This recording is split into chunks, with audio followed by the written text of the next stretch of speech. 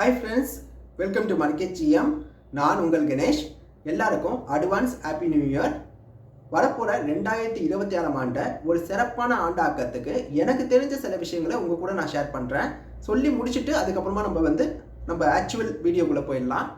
First விஷயம் என்னன்னு பார்த்தோம்னா, நல்லா அனலைஸ் பண்ணுங்கள். நல்லா அனலைஸ் பண்ணி அதுக்கப்புறமா உங்களோட இன்வெஸ்ட்மெண்ட்டை பண்ணுங்கள். ஓகேவா?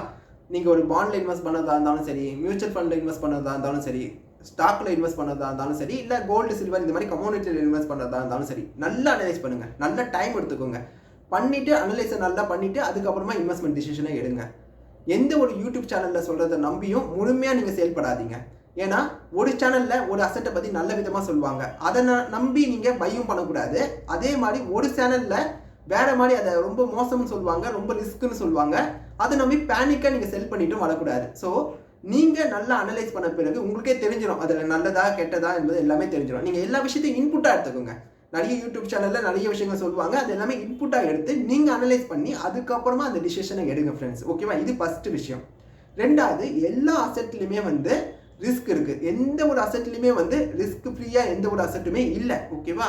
கோல்டு கூட சில பேர் சொல்லுவாங்க அசட் ரிஸ்கே இல்லாத ஒரு அசட்டுன்னு சொல்லுவாங்க. அப்படி கிடையாது. கோல்டில் கூட நம்மளுக்கு அசட்டில் ரிஸ்க் இருக்குது. ஏன் சொல்கிறேன்னா, கோல்டு கூட சில குறிப்பிட்ட காலம் விலையே ஏறாமல் இருந்திருக்கு. 10-15 வருஷமாக கோல்டு விலையே ஏறாத காலம் கூட இருந்திருக்கு. ஓகேவா? அப்படி இருக்கும்போது எல்லா அசட்லையுமே ரிஸ்க் இருக்குது. அதனால் ரிஸ்க் ஃப்ரீ எதுவுமே கிடையாது. நீங்கள் அந்த ரிஸ்க் உங்களுக்கு ஓகேவா, அதோட ரிவார்டு நல்லா இருக்கா, இதெல்லாம் தெரிஞ்சுக்கிட்டு நீங்கள் இன்வெஸ்ட்மெண்ட்டை பண்ணணும் ஃப்ரெண்ட்ஸ். ஓகேவா? மூணாவது, ரொம்ப ரொம்ப முக்கியமான ஒரு விஷயம், அது என்னன்னா, உங்களுக்கான போர்ட்போலியோவை நீங்கள் தான் கிரியேட் பண்ணணும். ஓகேவா? ஏன் இதை நான் சொல்கிறேன்னா, என்னுடைய போர்ட்போலியோ உங்களுக்கு மேட்ச் ஆகாது, உங்களுடைய போர்ட்போலியோ எனக்கு மேட்ச் ஆகாது. ஏன் இதை நான் சொல்கிறேன்னா, ஒருத்தர் ஒரு வருஷத்துக்கு எவ்வளோ அவரால் இன்வெஸ்ட் பண்ண முடியும் என்பது ஒவ்வொருத்தவங்களுக்கு தகுந்த மாதிரி மாறுபடும். சரியா? ஒருத்தரால் 50 லட்சம் இன்வெஸ்ட்மெண்ட் பண்ண முடியும், ஒருத்தரால் வெறும் 1 லட்சம் மட்டும்தான் இன்வெஸ்ட்மெண்ட் பண்ண முடியும். அதே மாதிரி அமௌண்ட்டில் மட்டும் இது இருக்காது, வேரியேஷன் இருக்காது. அவங்களுடைய நாலேஜ்லையும் அதே மாதிரி தான் இருக்கும். ஒருத்தருக்கு ஸ்டாக் மார்க்கெட்டை பற்றி எல்லாமே தெரிஞ்சிருக்கும், இன்னொருத்தருக்கு ஸ்டாக் மார்க்கெட்டை பற்றி எதுவுமே தெரியாது, அந்த ஃபினான்ஷியல் மார்க்கெட்டை முழுமையாக அவருக்கு தெரியாது. அப்போ அவருக்கு தகுந்த மாதிரி ஒரு இன்வெஸ்ட்மெண்ட்டை தான் அவர் பண்ண முடியும். இன்னொன்று விஷயம் என்னென்னா, ரிஸ்க் டாலரன்ஸ். ஒருத்தரால் பெரிய அளவுக்கு ரிஸ்க் டாலரன்ஸ் பண்ணிக்க முடியும், இன்னொருத்தரால் ரொம்ப பெரிய ரிஸ்க் எடுக்கிறதுக்கே அவர் பயப்படுவார், எடுக்க வேணாம்னு நினைப்பார்.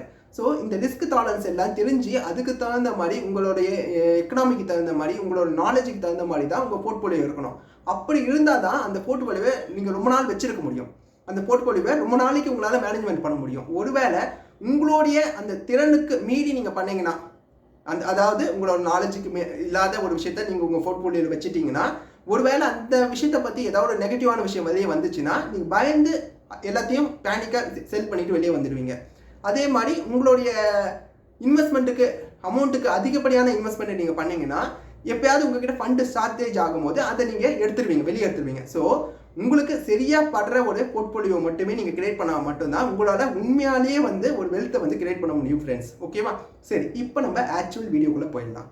இந்த வீடியோவில் நம்ம என்ன பார்க்க போகிறோம்னா, நிறைய யூடியூப் சேனலில் இப்போ பாண்டை பற்றி ரொம்ப நெகட்டிவாக சொல்லிட்டு இருக்காங்க, பாண்ட் இன்வெஸ்ட்மெண்ட்டை பற்றி ரொம்ப நெகட்டிவான விஷயங்களை சொல்லிட்டு இருக்காங்க. பட் எனக்கு தெரிஞ்ச விஷயங்களை எல்லாத்தையுமே இந்த வீடியோவில் நான் சொல்ல போகிறேன். நான் ஸ்க்ரீன் ஷேர் பண்ணி ஒன் பை ஒன்னாக ஒவ்வொரு பாயிண்ட்டாக எனக்கு தெரிஞ்ச விஷயங்களை உங்கள் கூட நான் ஷேர் பண்ணுறேன் ஃப்ரெண்ட்ஸ். அதுக்கப்புறம் நீங்கள் நல்லா அனலைஸ் பண்ணி பாருங்கள், நான் சொல்கிறதெல்லாம் சரியா தப்பா என்பதை நீங்கள் அனலைஸ் பண்ணிவிட்டு அதுக்கப்புறமா எந்த முடிவாக இருந்தாலும் நீங்கள் எடுங்க ஃப்ரெண்ட்ஸ். ஓகேவா? இப்போ நிறைய வீடியோவில் நெகட்டிவாக சொல்கிறாங்கன்னு சொன்னேன் பார்த்தீங்களா? இப்போ உதாரணத்துக்கு நான் காட்டுறேன். பட்டு சார் இவரோட யூடியூப் சேனலில் இப்போ ரீசெண்டாக ஒரு பாண்டை பற்றி சொல்லியிருந்தார். அதெல்லாம் நீங்கள் கேட்டு பார்த்தீங்கன்னா, பாண்ட் மார்க்கெட்டில் இன்வெஸ்ட் பண்ணது இவ்வளோ ரிஸ்க்கான அப்படின்னு நீங்கள் ஃபீல் பண்ணுவீங்க. ஒரு மாதிரி பேனிக் ஆகிற மாதிரி இருக்கும் அவர் சொல்கிற விஷயங்கள். ஸோ நீங்கள் கேட்டு பார்க்கணுன்னு நினச்சிங்கன்னா அவருடைய யூடியூப் சேனலுக்கு போயிட்டு இந்த வீடியோவை நீங்கள் பார்த்துட்டு கூட நம்ம சேனலில் இருக்க வீடியோவை பாருங்கள். இப்போ நம்மளுடைய பாயிண்ட் ஆஃப் வியூவுக்கு வந்துடுறோம். அது அவருடைய பாயிண்ட் ஆஃப் வியூவில் அவர் சொல்லிட்டாரு. என்னுடைய பாயிண்ட் ஆஃப் வியூவில் இப்போ நான் சொல்கிறேன். எல்லா இன்வெஸ்ட்மெண்ட்டுமே ஒரு ரிஸ்க் இருக்க தான் செய்யும். ரிஸ்க்கு ஃப்ரீயாக எந்த ஒரு இன்வெஸ்ட்மெண்ட்டுமே கிடையாது. ஓகேவா? அப்படி நம்ம பார்க்கும்போது ஸ்டாக் மார்க்கெட்டில் டைரெக்டாக இன்வெஸ்ட்மெண்ட் பண்ணுறது அதிகப்படியான ஒரு ரிஸ்க். இண்டிவிஜுவல் ஸ்டாக்கில் போயிட்டு நீங்கள் இன்வெஸ்ட்மெண்ட் பண்ணுறது அதிகப்படியான ஒரு ரிஸ்க். அதுக்கு அடுத்த கேட்டகரி வரும்போது மியூச்சுவல் ஃபண்ட்ஸ் இருக்குது பார்த்தீங்களா, அதுவும் ரிஸ்க்கு. சரியா? அது அதை விட கொஞ்சம் கம்மியான ரிஸ்க். ஏன்னா அதை ஒரு மானிட்டர் பண்ணுவாங்க. மானிட்டர் பண்ணுறதுக்கு ஃபண்ட் மேனேஜர்னு ஒருத்தர் இருப்பார், அவர் மானிட்டர் பண்ணிக்கிட்டே இருப்பார். ஸோ அதை விட டேரெக்டாக நீங்கள் ஸ்டாக் மார்க்கெட்டில் இன்வெஸ்ட் பண்ணுறதை விட மியூச்சுவல் ஃபண்டு ஓரளவுக்கு உங்களுக்கு ரிஸ்க்கு கம்மி. அதுக்கு அடுத்த லெவலுக்கு வரும்போது இண்டெக்ஸ் ஆப்ஷன்னு சொல்லுவோம், அதாவது இண்டெக்ஸ் ஃபண்டுன்னு நம்ம சொல்லுவோம். இப்போ நிஃப்டி 50யோடைய ஃபண்டு, அதே மாதிரி பேங்க் நிஃப்டியோட ஃபண்டு, இதெல்லாமே வந்து இதுவும் வந்து ஒரு மியூச்சுவல் ஃபண்டு தான். இதுவும் வந்து நமக்கு கொஞ்சம் ரிஸ்க்கு இதை விட கம்மியாக இருக்கும். மியூச்சுவல் ஃபண்டை விட இது கொஞ்சம் ரிஸ்க்கு கம்மியாக இருக்கும். இந்தியாவோட எக்கனாமி க்ரோ ஆச்சுன்னா இந்த இண்டெக்ஸ் ஃபண்டும் அது கூட சேர்ந்து க்ரோ ஆகும். ஓகேவா? பட் அதுக்கும் கீழே பார்த்தீங்கன்னா பாண்டு வரும். பாண்டு ரிலேட்டடான இன்வெஸ்ட்மெண்ட் வந்து அதுக்கும் கீழே இருக்க ரிஸ்க் கம்மியான ஒரு விஷயம். இதுக்கும் கீழே பார்த்தீங்கன்னா கோல்டு இன்வெஸ்ட்மெண்ட் வந்து இதுக்கும் பாண்டை விட ரொம்ப கம்மியான ரிஸ்க் இருக்கிற ஒரு இன்வெஸ்ட்மெண்ட் பார்த்தீங்கன்னா கோல்டு இன்வெஸ்ட்மெண்ட். நான் சில்வரை சொல்ல மாட்டேன், கோல்டு வந்து ஓரளவுக்கு சேஃபான ஒரு இன்வெஸ்ட்மெண்ட். அதுக்கும் கீழே வந்தீங்கன்னா எப்படி தான் உங்களுக்கு இருக்கிற ரொம்ப சேஃபான ஒரு விஷயம். ஏன்னா 5 லட்சம் வரைக்கும் அவங்களுக்கு வந்து கேரண்டி கொடுப்பாங்க எஃப்டியில் வந்து. ஸோ அதுக்கும் கீழே பார்த்தீங்கன்னா எஃப்டி தான் வரும் லாஸ்ட்டு ரொம்ப சேஃபான ஒரு இன்வெஸ்ட்மெண்ட்டில். ஸோ இதுதான் ஹையரார்கி. எனக்கு தெரிஞ்ச விஷயத்த நான் உங்களுக்கு சொல்கிறேன். ஓகேவா? இப்போ பாண்டு மார்க்கெட்டை பொறுத்த வரைக்கும் நம்மளால் வந்து ஒரு ஸ்டேபிளாக ஒரு இன்கம்மை நம்மளால் ஜென்ரேட் பண்ண முடியும். ஓகேவா? இதை தான் பட்டு சார் வந்து எதுக்கு உங்களுக்கு ஸ்டேபிளான ஒரு இன்கம்மு, நீங்கள் ரிட்டையர் ஆன பிறகு தான் உங்களுக்கு வந்து ஒரு ரெகுலர் இன்கம் தேவைப்படும். நீங்கள் ஒரு யங் ஏஜில் இருக்கும் போது நீங்கள் எதுக்கு இந்த மாதிரி பாண்டில் போய் இன்வெஸ்ட்மெண்ட்டை பண்ணுறீங்க, நீங்கள் மியூச்சுவல் ஃபண்டில் போய் இன்வெஸ்ட்மெண்ட் பண்ணலாமே அப்படின்னு அவர் சொல்கிறாரு. அது அவருடைய பாயிண்ட் ஆஃப் வியூ. ஓகேவா? என்னோடய பாயிண்ட் ஆஃப் வியூ என்னென்னா, எல்லாருக்கும் மியூச்சுவல் ஃபண்டு செட் ஆகாது, எல்லாருக்குமே வந்து ஸ்டாக்ஸ் வந்து செட் ஆகாது. ஏன்னா அதை பற்றி நாலேஜ் வந்து நிறைய பேருக்கு இருக்காது. ஓகேவா? பாண்டை பொறுத்த வரைக்கும் ரொம்ப எளிமையான டேர்ம். ஓகேவா? உங்களுக்கு பொறுத்த வரைக்கும் நீங்கள் கடன் கொடுக்குறீங்க, ஒரு கம்பெனிக்கு நீங்கள் கடன் கொடுக்குறீங்க, அவங்க வட்டி கொடுக்குறாங்க உங்களுக்கு. அந்த மெச்சூரிட்டி டேட் முடிஞ்ச பிறகு உங்களுக்கு அந்த உங்கள் அசலை கொடுத்துட்றாங்க. இப்போ நமக்கு இருக்க பிரச்சனை என்னென்னா, நம்ம யாருக்கு அந்த கடனை கொடுக்குறோம்? அந்த கடனை வாங்குறவங்க ஒரு ஒர்த்தான பர்சனா இல்லை ஒர்த்து இல்லாத ஒரு பர்சனா? நல்ல ஒரு பர்சனுக்கு நீங்கள் பணம் கொடுத்தீங்கன்னா மோஸ்ட்லி அவங்க வந்து உங்களுக்கு ரிட்டர்ன் கொடுத்துருவாங்க மோஸ்ட்லி. ஓகேவா? அவங்களுக்கும் ஏதாவது கஷ்டம் வந்துச்சுன்னா அவங்களால கொடுக்க முடியாமல் போகும். அதுவே ஏமாத்துகிற சில பர்சனுக்கு போய் நீங்கள் பணம் கொடுத்தீங்கன்னா அவங்க தொடர்ந்து உங்களை ஏமாற்றிக்கிட்டே இருப்பாங்க, உங்கள்கிட்ட கடனை வாங்கிக்கிட்டே இருப்பாங்க, கடைசியில் உங்களுக்கு நாமத்தை போட்டுட்டு போயிடுவாங்க. இதுதான் கம்பெனிகள்லேயும் நடக்கும். நல்ல கம்பெனிங்க, உண்மையாகவே பிஸ்னஸ் பண்ணுற கம்பெனிங்க நம்மக்கிட்ட பணத்தை வாங்கி அதை அவங்களோட பிஸ்னஸுக்காக யூஸ் பண்ணுவாங்க. சில நேரங்களில் நல்ல கம்பெனிங்களுக்கும் பிஸ்னஸ் வந்து பிரச்சனையாகும். அந்த நேரத்தில் அவங்களாலையும் கொடுக்க முடியாத சுச்சுவேஷன் வரத்துக்கு வாய்ப்புகள் இருக்குது. ஓகேவா? அதே நேரத்தில் சில ஃப்ராட் கம்பெனிங்க இந்த மாதிரி பணத்தை வாங்கி அதை வீணாக்கிடுவாங்க. ஓகேவா? அப்படி இருக்க கம்பெனிக்கிட்ட போய் நம்ம பணத்தை போட்டோம்னா, பாண்டு மார்க்கெட்டில் போட்டோம்னா அது நம்மளுக்கு நஷ்டமாகும். ஓகேவா? முடிஞ்ச வரைக்கும் இந்த ப்ரைவேட் லிமிடெட் கம்பெனிங்களுக்கு பாண்டில் மட்டும் நம்ம பக்கமே போகக்கூடாது. ஏன்னா அவங்களோட இன்ஃபர்மேஷனை நம்ம எடுக்க முடியாது. நான் அதுக்குன்னு எல்லா ப்ரைவேட் லிமிடெட் கம்பெனிங்களுமே வந்து தப்பான கம்பெனிங்க நான் சொல்லலை. ஓகேவா? ஏன் இதை சொல்கிறேன்னா, அவங்கள பற்றி டீட்டெயில்ஸ் வந்து பப்ளிக்காக நம்மக்கிட்ட இருக்காது. ஓகேவா? அந்த டீட்டெயிலில் போய் நம்ம அனலைஸ் எல்லாம் பண்ண முடியாது. அவங்களுடைய ஆடிட்டிங் ஸ்டேட்மெண்ட் கூட தப்பான விஷயங்கள் கூட அவங்க ஆட் பண்ணலாம், சரியான விஷயங்கள் இல்லாமல் கூட இருக்கலாம். அதனால் முடிஞ்ச வரைக்கும் எக்ஸ்சேஞ்சில் லிஸ்டான லிமிட்டட் கம்பெனிங்க இருக்குது பார்த்தீங்களா, அது ஓரளவுக்கு சேஃபு. அதுக்கப்புறம் அது இஷ்யூ பண்ணுற அந்த பாண்டை நம்ம உள்ளே போய் நல்லா அனலைஸ் பண்ணணும். நம்மளோட ஆனுவல் ஷீட்டு எல்லாத்தையுமே எடுத்து, அதோடைய ஆனுவல் ரிப்போர்ட்டு எல்லாத்தையும் எடுத்து அனலைஸ் பண்ணணும். அவங்க உண்மையாகவே ப்ராஃபிட் மேக் பண்ணுறாங்களா, எதுக்காக அந்த கம்பெனி வந்து அந்த பாண்டை இஷ்யூ பண்ணுறாங்க, இது எல்லாத்தையுமே ரிசர்ச் பண்ணணும். அப்புறம் அவங்க என்ன கொலட்ரல் வைக்கிறாங்க, அது ஒரு செக்யூர்னா எல்லாமே செக்யூர் கிடையாது. அவங்க என்ன கொலட்ரல் யூஸ் பண்ணுறாங்க, அதில் சீனியர் இருக்கா, இது எல்லாத்தையுமே, அதில் என்ன சார்ஜில் அந்த இது எல்லாமே இருக்குது, எல்லாத்தையுமே வந்து டீட்டெயிலாக படித்து பார்க்கணும். இது எல்லாமே பண்ணிவிட்டு அதுக்கப்புறமா அவங்க கொடுக்குற அந்த கூப்பன் பேஅவுட் இருக்குது பார்த்தீங்களா, அந்த இன்ட்ரெஸ்ட் இருக்குது பார்த்தீங்களா, அது உங்களுக்கு சாட்டிஸ்ஃபையாக இருந்துச்சுன்னா நீங்கள் அதில் இன்வெஸ்ட்மெண்ட் பண்ணலாம். இப்படி பண்ணிங்கன்னா உங்களுக்கு பெரிய அளவில் பிரச்சனைங்க வரதுக்கு வாய்ப்புகள் ரொம்ப கம்மி. ஓகேவா? அதே நேரத்தில் நீங்கள் ஒரே பாண்டில் போய்ட்டு இன்வெஸ்ட்மெண்ட் பண்ண மாட்டீங்க. இப்போ நீங்கள் ஒரு 10 லட்சம் ரூபாய் நீங்கள் இன்வெஸ்ட் பண்ண போகிறீங்க பாண்ட் மார்க்கெட்டில்னு வச்சுக்கோங்க. நீங்கள் ஒரே பாண்டில் போய்ட்டு 10 லட்சத்தையும் இன்வெஸ்ட்மெண்ட் பண்ணவே கூடாது. அது எவ்வளோ நல்ல பாண்டாக இருந்தாலும் ஒரே டைமில் ஒரே பாண்டில் இன்வெஸ்ட்மெண்ட் பண்ணக்கூடாது. எப்படி ஈக்விட்டியில் வந்து நம்ம இன்வெஸ்ட்மெண்ட் பண்ணும்போது டிஃப்ரெண்ட்டாக நிறைய ஸ்டாக்ஸை வச்சு தான் இன்வெஸ்ட்மெண்ட் பண்ணுவோமோ, அதே மாதிரி தான் பாண்டுலேயும். அப்போ நீங்கள் குறைஞ்சது 10 லட்சத்தை வச்சு ஒரு பாண்டில் போடாமல் அதை ஒரு 10 பாண்டில் நீங்கள் போடணும். அப்போ உங்களுக்கு ஓரளவுக்கு மேலேயே உங்களுக்கு வந்து உங்கள் பணம் வந்து சேஃபாக இருக்கும். அதே நேரத்தில் ரெகுலராக ஜென்ரேட் பண்ணிகிட்டே இருக்கும், இன்கம்மை ஜென்ரேட் பண்ணிகிட்டே இருக்கும். இந்த ஜென்ரேட் பண்ணுற அமௌண்ட்டு வச்சு பார்த்தீங்கன்னா மினிமம் 9 to 10% வந்து உங்களுக்கு ஆனுவலாக ஜென்ரேட் பண்ணும். ஓகேவா? இப்போ கவர்மெண்ட் இஷ்யூ பண்ணுற பாண்டு வந்து ரொம்பவே சேஃப். அவங்க வந்து ஸ்டேட் கேரண்டின்னு ஒன்று கொடுத்துருப்பாங்க. ஓகேவா? இப்போ இந்த பாண்டை பாருங்கள், இந்த பாண்டு வந்து ஆந்திர பிரதேஷ் கவர்மெண்ட்டோடைய பாண்டு. இதில் வந்து ஸ்டேட் கேரண்டின்னு ஒரு விஷயம் இருக்குது. உங்களுக்கு வந்து அதிகபட்சமாக 9.15% வந்து உங்களுக்கு வந்து கூப்பன் பே அவுட் இருக்குது. ஓகேவா, ஈல்டும் ஓரளவுக்கு நல்லாவே இருக்குது. ஸோ இப்போ இந்த பாண்டெல்லாம் வந்து ஓரளவுக்கு நல்ல பாண்டுங்க. ஓகேவா, இப்போ நீங்கள் கார்ப்பரேட் பாண்ட்லேயே கொஞ்சம் நல்ல வேறு பாண்டுங்க போய் பார்த்தீங்கன்னா மேக்ஸிமம் வந்து உங்களுக்கு 9 to 10 தான்.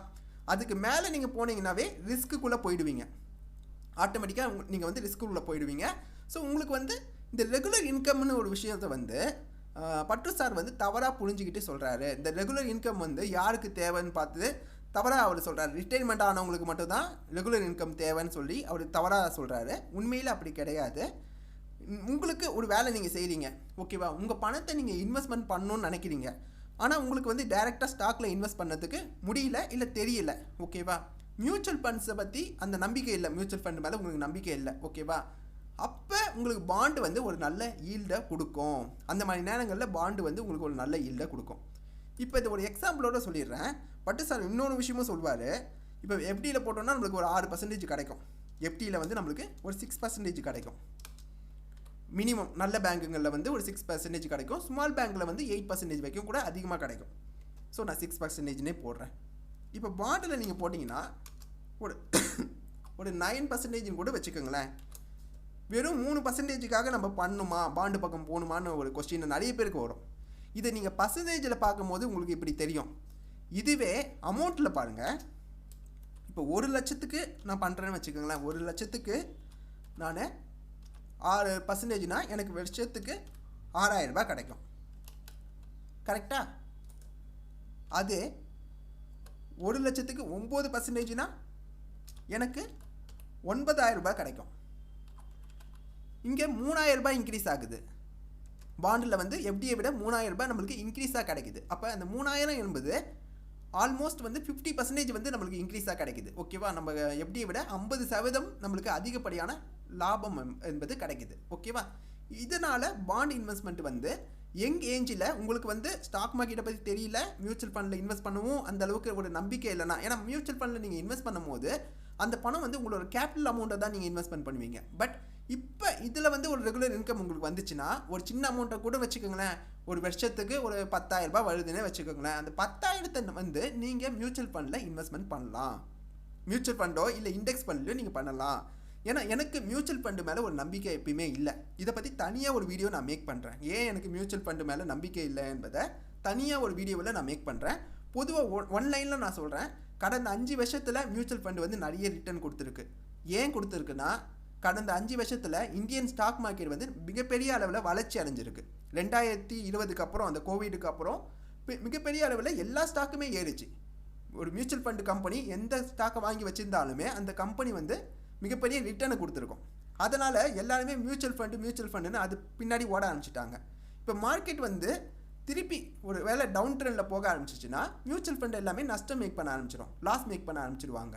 பட் அந்த உண்மை வந்து நிறைய பேருக்கு புரிய மாட்டுது. ஓகேவா, பட் நான் என்ன சொல்வேன்னா இண்டெக்ஸ் ஃபண்டை சொல்வேன். இண்டெக்ஸ் ஃபண்டு வந்து ஓரளவுக்கு சேஃபு. ஏன்னா இந்தியா க்ரோ ஆச்சுன்னா நிஃப்டி க்ரோ ஆகும், அதே மாதிரி பேங்க் நிஃப்டி க்ரோ ஆகும், நிஃப்டி 50 இண்டெக்ஸ் வந்து க்ரோ ஆகும், செக்டரில் ஒவ்வொரு செக்டரில் இருக்க ஃபண்டு வந்து க்ரோ ஆகும். ஸோ இதனால் முடிஞ்ச வைக்க இண்டெக்ஸ் ஃபண்டில் வந்து நீங்கள் இன்வெஸ்ட் பண்ணுங்கள். நீங்கள் பண்ணணும்னு நினச்சிங்கன்னா இண்டெக்ஸ் ஃபண்டில் இன்வெஸ்ட்மெண்ட் பண்ணுங்கள். அது கூட எந்த அமௌண்ட்டை வச்சு பண்ணலாம்னா பாண்டில் வருது பார்த்தீங்களா, இது வந்து நான் இது பண்ணக்கூடாது. ஏன்னா நான் வந்து ஒரு இன்வெஸ்ட்மெண்ட் அட்வைஸர் கிடையாது, நான் உங்களுக்கு அட்வைஸ் கொடுக்கல. பட் என்னுடைய கருத்தை மட்டும் தான் சொல்கிறேன். நான் என்ன திங்க் பண்ணுறேனோ அதை மட்டும் தான் உங்கள்கிட்ட சொல்கிறேன்.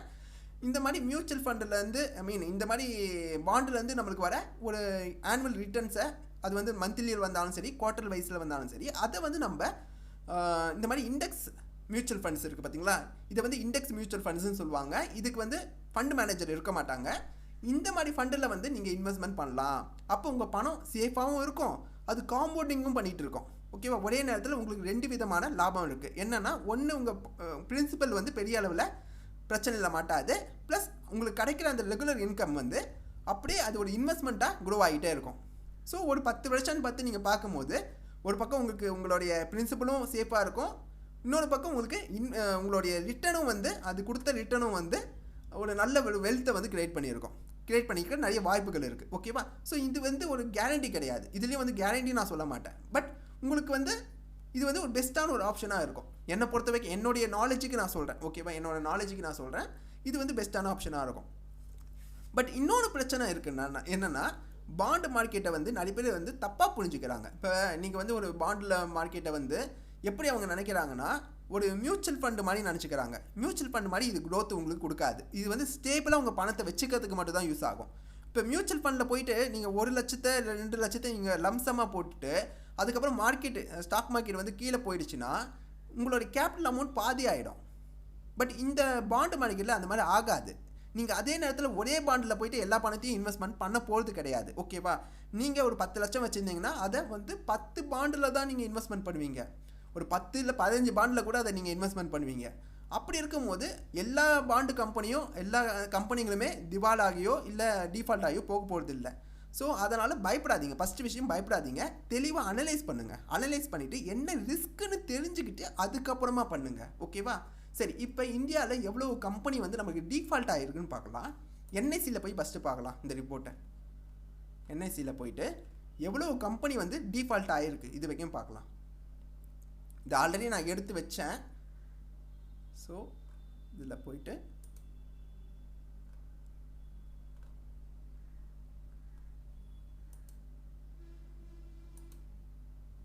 டிஃபால்ட்டான கம்பெனிகளோட லிஸ்ட் இது.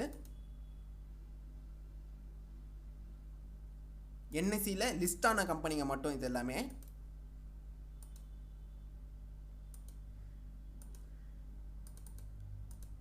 மொத்தமாக 385 வருது இங்கே லிஸ்ட் கவுண்ட். ஓகேவா? ஃபஸ்ட் லைன் இல்லாமல் பார்த்தீங்கன்னா 384. அப்போ 384 கம்பெனிக்கு டிஃபால்ட் ஆகிருக்கான்னு கேட்டிங்கன்னா இல்லை. ஓகேவா? இந்த ஒரே கம்பெனி பேர் 2-3 வாட்டி இங்கே வரும், நிறைய வாட்டி கூட வரும். ஓகேவா? ஏன் இந்த மாதிரி வருதுன்னா இது எல்லாமே அந்த கம்பெனிங்க இஷ்யூ பண்ண பாண்டுங்க. அதாவது 384 பாண்டு வந்து என்எஸ்சியில் லிஸ்டான கம்பெனிகளோட பாண்டு வந்து டிஃபால்ட் ஆகிருக்கு. இந்த கம்பெனி வயசில் பார்த்தீங்கன்னா ஒரு 150 கம்பெனிங்க இல்லை 150லேருந்து ஒரு 180 கம்பெனிகள் வரைக்கும் என்எஸ்சியில் லிஸ்டான கம்பெனிங்க டிஃபால்ட் ஆகிருக்கு. ஓகேவா? இது டிஃபால்ட்டு ஹிஸ்ட்ரி மட்டும்தான். ஒருவேளை இவங்க டிஃபால்ட் ஆன பிறகு ஒரு மந்த் அவங்களுடைய இன்ட்ரெஸ்ட் பேயோட கொடுக்காம இருந்த பிறகு அடுத்த மந்த் அவங்க அதை ரிசால்வ் பண்ணியும் வந்திருக்கலாம். இதில் ரொம்ப கம்மியான கம்பெனிங்க மட்டும்தான் மொத்தமாக அவங்களால கொடுக்க முடியாமல் ஐபிசிக்கு போன கேஸுங்க வந்து சில கம்பெனிகளுடைய கேஸ் மட்டும்தான் போயிருக்கு. மீதி கம்பெனிங்க எல்லாமே ஒரு 1 மந்தில் டிஃபால்ட் ஆவாங்க. எப்படி நம்ம கிரெடிட் கார்டு வந்து நம்ம பேமெண்ட்டை வந்து 1 மந்த்துக்கு கொடுக்காமல் இருப்போம், நெக்ஸ்ட் மந்தில் நம்ம அதை பெனால்ட்டியோடு போட்டு கொடுத்துருவோம். அந்த மாதிரி கம்பெனிகளும் ஒரு வாட்டி டிஃபால்ட் ஆகிட்டு திருப்பி அவங்க கொடுத்த கம்பெனிகளோட ஹிஸ்ட்ரியும் இங்கே இதில் இருக்குது. ஸோ இதில் ஒரு வாட்டி டிஃபால்ட் ஆனாலே இந்த லிஸ்ட்டில் வந்து அந்த கம்பெனியோட பேர் வந்துடும். ஓகேவா? அதனால் ஒரு வாட்டி அந்த கம்பெனி டிஃபால்ட் ஆகிடுச்சு என்பதால் அவங்க மொத்தமாக அந்த அமௌண்ட்டை கொடுக்காமலே விட்டுட்டாங்கன்னு அர்த்தம் கிடையாது.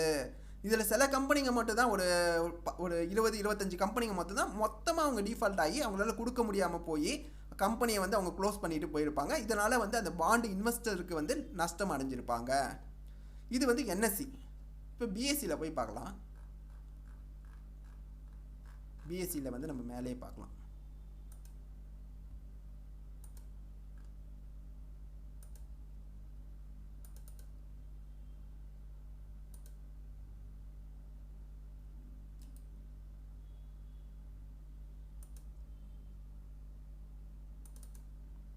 இப்போ இந்த எக்ஸலில் நம்ம ஓப்பன் பண்ணி பார்த்தோம்னா இதில் வந்து நமக்கு எவ்வளோ கம்பெனிங்கன்னு வந்துடும், எவ்வளோ பாண்டுங்கன்னு இருக்கும்.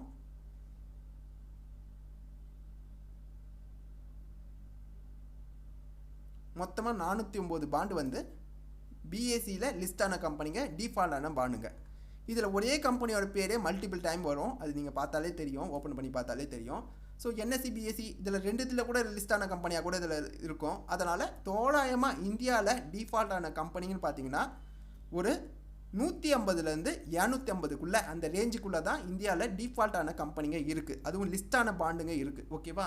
இதில் டிஃபால்ட்டான எல்லா கம்பெனிகளும் ஒரு வாட்டி டிஃபால்ட் ஆன பிறகு மொத்தமாக அவங்க கம்பெனியை க்ளோஸ் பண்ணிவிட்டு போகல. டிஃபால்ட் ஆன பிறகு அதுக்கப்புறம் திருப்பி அவங்க வந்து அந்த பேமெண்ட்டை வந்து பே பண்ண கம்பெனிகளும் இருக்குது.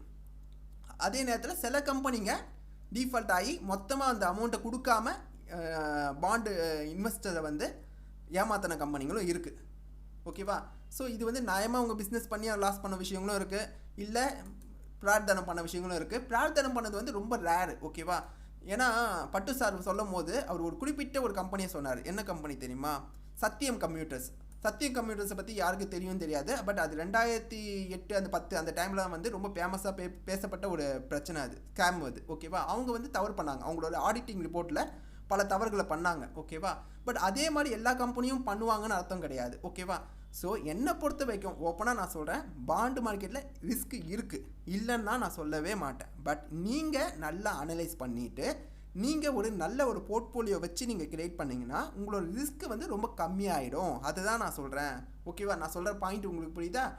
அதுக்கப்புறம் அதில் வர ரிட்டர்னை வந்து நீங்கள் ப்ராப்பராக ஒரு இண்டெக்ஸ் ஃபண்டில் போட்டிங்கன்னா, இண்டெக்ஸ் ஃபண்டு இல்லைனா மியூச்சுவல் ஃபண்டு. ஓகேவா, மியூச்சுவல் ஃபண்டை நான் என்கரேஜ் பண்ணவே மாட்டேன். ஏன்னா மியூச்சுவல் ஃபண்டை பற்றி அதில் நிறையவே ட்ராபேக் இருக்குது. ஓகேவா, அதை வந்து அப்புறமா தனியாக ஒரு வீடியோவை நான் மேக் பண்ணுறேன். ஸோ இது வந்து என்னுடைய தனிப்பட்ட கருத்து. இது நான் ஒரு இன்வெஸ்ட்மெண்ட் அட்வைசர் கிடையாது. நான் சொல்கிறது அப்படியே நீங்கள் ஃபாலோ பண்ணாதீங்க. நல்லா அனலைஸ் பண்ணிவிட்டு அதுக்கப்புறம் ஃபாலோ பண்ணுங்கள் எதுனாலும். அப்புறம் இன்னொன்று ஒரு விஷயம் என்னென்னா, அவர் சொல்லும் போது இன்னொன்று விஷயம் சொல்லியிருப்பார். இப்போ ரீசெண்ட் டைமில் வந்து பாண்டு மார்க்கெட் யாரால் வந்து ரொம்ப ஃபேமஸ் ஆச்சுன்னு பார்த்தீங்கன்னா, மதுரை வீரன் ஒரு வீடியோ போட்டார்.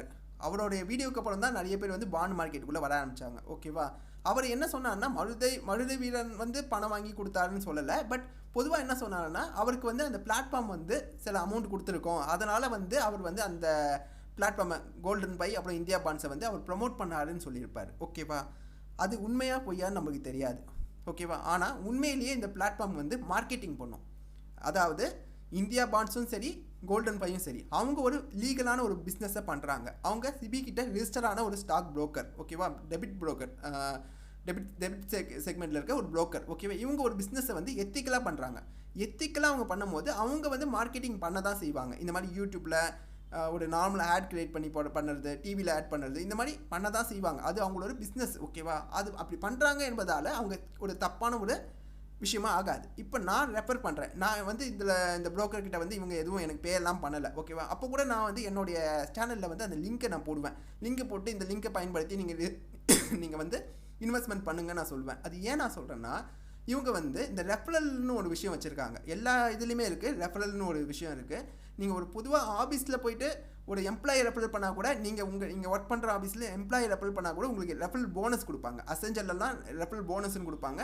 8,000 20,000 வரைக்கும் போனஸ் அமௌண்ட் மட்டுமே கொடுப்பாங்க. ஒருவேளை அந்த எம்ப்ளாயி வந்து இன்டர்வியூவை இது பண்ணி செலக்ட் ஆகி வந்தால் கொடுப்பாங்க. இது வந்து ஒரு நார்மலான விஷயம். அதே மாதிரி ஒவ்வொரு பிளாட்ஃபார்ம்லேயும் இதே மாதிரி ரெஃபரல்னு ஒரு விஷயம் இருக்குது. இப்போ என்னோடய லிங்கை வச்சு நீங்கள் என்ரோல் ஆனீங்கன்னா எனக்கு அது ஒரு சின்ன அமௌண்ட்டு கொடுப்பாங்க. ஓகேவா, நீங்கள் என்ரோல் ஆகி அதில் வந்து நீங்கள் வந்து எப்படி சொல்கிறது, நீங்கள் இன்வெஸ்ட்மெண்ட் பண்ணிங்கன்னா எனக்கு ஒரு அமௌண்ட்டை அவங்க கொடுப்பாங்க. அது என்னன்னு கூட உங்களுக்கு நான் காட்டுறேன். இப்போ என்னுடைய லிங்கை யூஸ் பண்ணி 2 பேர் வந்து ரெஃபரல் ஆகிருக்காங்க. பட் அவங்க வந்து எதுவுமே இது வரைக்கும் இன்வெஸ்ட் எதுவுமே பண்ணலை. ஓகேவா, அவங்க இன்வெஸ்ட்மெண்ட் பண்ணாங்கன்னா எனக்கு எவ்வளோ அமௌண்ட்டு கிடைக்கும் என்பதை நான் உங்களுக்கு காட்டுறேன். இதெல்லாம் ஓப்பனப்பாக நான் சொல்கிறேன். ஓகேவா, 10,000 அவங்க இன்வெஸ்ட்மெண்ட் பண்ணாங்கன்னா எனக்கு 100 ரூபாய் கிடைக்கும். ஓகேவா, அதுவே 5,20,000 பண்ணாங்கன்னா எனக்கு 5,000 ரூபாய் கிடைக்கும். ஓகேவா, அதிகபட்சமே 5,000 தான், அதுக்கு மேலே கொடுக்க மாட்டாங்க. அதுவும் ஒரு மாதத்துக்குள்ளே அந்த இன்வெஸ்ட்மெண்ட் அவங்க பண்ணால் மட்டும்தான் இந்த அமௌண்ட் எனக்கு கிடைக்கும். ஓகேவா, ஒரு வாட்டி தான் கிடைக்கும், மல்டிபிள் டைம்ஸ் தான் வந்துட்டு இருக்காது. இதே தான் கோல்டன் பையும் வச்சுருக்காங்க. ஓகேவா, கோல்டன் பையில் பொறுத்த வரைக்கும் நான் ரெஃபர் பண்ணது வந்து நிறைய பேருக்கு வந்து ரெஃபரல் லிங்க் யூஸ் பண்ணியிருக்காங்க. இது வரைக்கும் 34 பேர் நான் கொடுத்த லிங்க்கை யூஸ் பண்ணி அக்கௌண்ட் ஓப்பன் பண்ணியிருக்காங்க. பட் யாருமே வந்து இன்னும் என்ன பண்ணல, இன்வெஸ்ட்மெண்ட் எதுவுமே பண்ணல, ஜஸ்ட் ஓப்பன் மட்டும் பண்ணி வச்சுருக்காங்க. ஸோ இப்போ இதில் எனக்கு என்ன ரிவார்டு இவங்க கொடுக்குறாங்கன்னா, இப்போ இவங்க ரிவார்டை கொஞ்சம் அதிகப்படுத்திட்டாங்க. ஸோ 5 லட்சம் வரைக்கும் இவங்க வந்து அந்த ரெஃபரல் மூலிமா கிடைக்கும்னு சொல்கிறாங்க. ஓகேவா, அது எந்த அளவுக்கு உண்மை பொய்லாம் கிடையாது. பட் ஒரு மினிமம் அமௌண்ட் 1% வரைக்கும் கொடுக்குறாங்க இவங்களும். ஓகேவா, ஸோ இது மூலயமா மணி ஏர்ன் பண்ணதுக்கு ஒரு வாய்ப்பு இருக்குது. ஒரு கண்டென்ட் க்ரியேட் பண்ணுறவங்க அந்த பிளாட்ஃபார்மில் இருக்க ப்ளஸ் மைனஸ் எல்லாத்தையும் சொல்லிவிட்டு அந்த லிங்க்கை கொடுக்கும் போது அது மூலயமா அந்த கண்டென்ட் க்ரியேட் பண்ணுறவங்க சின்னதாக ஒரு லாபத்தை எடுக்க வாய்ப்புகள் இருக்குது. அதே மாதிரி பெரிய யூடியூப் சேனல் ஒரு 10,000 சப்ஸ்கிரைபருக்கு மேலே இருக்க ஒரு சேனல் வந்து இந்த மாதிரி ஒரு ப்ரமோஷனுக்காக ஆடுங்க கொடுக்கறதுக்கு வாய்ப்புகள் இருக்குது. இங்கே நான் சொல்ல வர ஒரே விஷயம் என்னென்னா, விஷயங்களை ஓப்பனாக சொல்லிடுங்க. நீங்கள் ஒரு ப்ரொமோஷனுக்காக ஒரு வீடியோ மேக் பண்ணிங்கன்னா அது ப்ரொமோஷன் சொல்லிடுங்க. ஒரு நாலேஜுக்காக ஒரு வீடியோ மேக் பண்ணிங்கன்னா அது நாலேஜுன்னு சொல்லிடுங்க. ஒரு ரெஃபரல் பண்ணால் அதில் ஒரு அமௌண்ட் உங்களுக்கு வரப்போகுதுன்னா அதை உண்மையாகவே நீங்கள் காட்டிடுங்க. உங்களுக்கு ஹெல்ப் பண்ணணும்னு நினைக்கிற சப்ஸ்கிரைபர் வந்து உண்மையாகவே போய் அந்த லிங்கை யூஸ் பண்ணி அவர் வந்து பண்ணுவார்.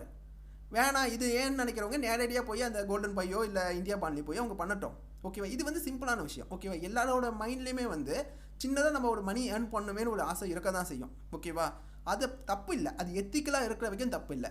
பட் இவர் என்ன பண்ணுறாருன்னா ஒரு ப்ளேம் பண்ணுறாருன்னா இது வந்து ஒரு மிஸ்டேக் மாதிரி நினைக்கிறாரு. இப்போ நான் கோர்ஸ் எடுக்கிறேன், நம்ம சேனல்லேயே நான் சொல்லியிருப்பேன், நான் வந்து பாண்டை பற்றியும் கோர்ஸ் எடுக்கிறேன், ஸ்டாக்கை பற்றி ஃபண்டமெண்டல் கோர்ஸும் எடுக்கிறேன், டெக்னிக்கல் அனலைஸ் கோர்ஸும் எடுக்கிறேன். பட் எத்திக்கலாக நான் எடுக்கிறேன். என்னோடய ஸ்டூடெண்ட்டுக்கு என்னென்ன சொல்லித்தரணுமோ எல்லா விஷயத்தையும் என்னால் முடிஞ்ச வரைக்கும் என்னோட நாலேஜில் இருக்க எல்லா விஷயத்தையுமே அவங்களுக்கு சொல்லித்தரேன். ஓகேவா? எந்த விஷயத்தையுமே நம்ம எத்திக்கலாக பண்ணால் அது மிஸ்டேக்கு கிடையாது, அது ஒரு நல்ல ஒரு பிஸ்னஸாக இருக்கும், 2 பேருக்குமே அது நல்லதாக நடக்கும். ஓகேவா? இது எல்லாமே என்னோடய பாயிண்ட் ஆஃப் வியூ. இது வந்து ஒரு ஃபைனல் டச்சாக நான் சொல்லிக்கிறேன். இந்த பாண்டு விஷயத்தை பொறுத்த வரைக்கும் பாண்டில் ரிஸ்க் இருக்குது, பட் அது ரொம்பவே கம்மியான ரிஸ்க்கு. ஆனால் அதை நீங்கள் சரியாக அனலைஸ் பண்ணி சரியான பாண்டில் இன்வெஸ்ட் பண்ணால் மட்டும்தான் அது உங்களுக்கு கரெக்டாக இருக்கும். அப்படி இன்வெஸ்ட் பண்ண பிறகு அதில் வர ரெகுலர் இன்கம்மை வந்து நீங்கள் சரியாக இன்வெஸ்ட்மெண்ட் பண்ணணும், கரெக்டான விதத்தில் இன்வெஸ்ட்மெண்ட் பண்ணணும். அப்படி இன்வெஸ்ட்மெண்ட் பண்ணால் தான் அது வந்து உங்களுக்கு பெரிய அளவில் வெல்த்தை வந்து கிரியேட் பண்ணும். ஓகேவா ஃப்ரெண்ட்ஸ்? இதை நான் சொல்லணும்னு நினச்சேன். நான் வந்து அந்த வீடியோ பார்க்கும்போது சில விஷயங்கள்லாம் வந்து என் மைண்டில் தோணுச்சு. அவர் சொல்கிறது வந்து அது ஏன்னா அவர் அதிக நேரம் வந்து அந்த மியூச்சுவல் ஃபண்டுன்னு சொன்னார். ஓகேவா? அந்த மியூச்சுவல் ஃபண்டில் நிறைய பிரச்சனைகள் இருக்குது. ஓகேவா? அதை வந்து தெளிவாக ஒரு வீடியோவாக நான் மேக் பண்ணுறேன் கூடிய சீக்கிரத்தில். அந்த வீடியோ வரும்போது அதை பாருங்கள். ஓகேவா? சரி ஃப்ரெண்ட்ஸ், இந்த வீடியோ உங்களுக்கு பிடிச்சிருந்தா லைக் பண்ணுங்கள், மறக்காமல் சப்ஸ்கிரைப் பண்ணிக்கோங்க. Take care, bye by.